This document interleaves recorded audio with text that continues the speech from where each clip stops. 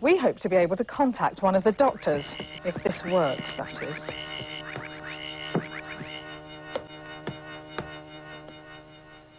John Pertwee, welcome to 31 Who. How did you get your job as the doctor? I was making a program called The Navy Lark, and an actor called Tony Levin said to me, "Why don't you put yourself up for Doctor Who? I understand Patrick Troughton is leaving." And so I suggested it to my agent, and there was a terrible pause on the other end of the phone, and I said, "Yes, all right. It's not such a good idea, I understand." And he said, "No, I don't think it's a very good idea, but I'll try." And he rang up and he spoke to Derek Sherwin, who was the then producer. And he said, "I've got a suggestion to take over from Patrick Troughton, my client John Pertwee." And there was a very, very long pause at the other end of the telephone. And Richard Stone, my agent, said, "Yes, I had exactly the same reaction." And Derek Sherwin said, "No, you got it wrong." He said, "May I read you my short list?" And Richard said, "I'd like to hear it, yes." And he said, "Well, your client's name, John Pertwee, is number 2 on our short list and has been for 18 months. So there was an extraordinary thing, that I put myself up for a job that I'd been considered for 18 months without knowing it. Well, the show was at the height of its popularity then. Were you a fan? No, not really. My first wife, Jean Marsh, was in Doctor Who, and she suggested that I tuned in and watched her, which I did, and I thought it was splendid. I thought it was very good indeed. I liked enormously the performance by Doctor Who #1, William Hartnell. But I haven't watched a lot of it since. I haven't had much chance after I left it. I used to watch it when I was on, but then I'm my type. Did you have a favourite monster? Yes, I did. I didn't like the Daleks so very much.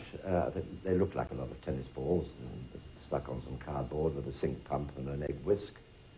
I liked the Draconians, because the Draconians were wonderful, knobbly-faced characters with coxcomb headdresses, and they had big sort of lumps all over their faces.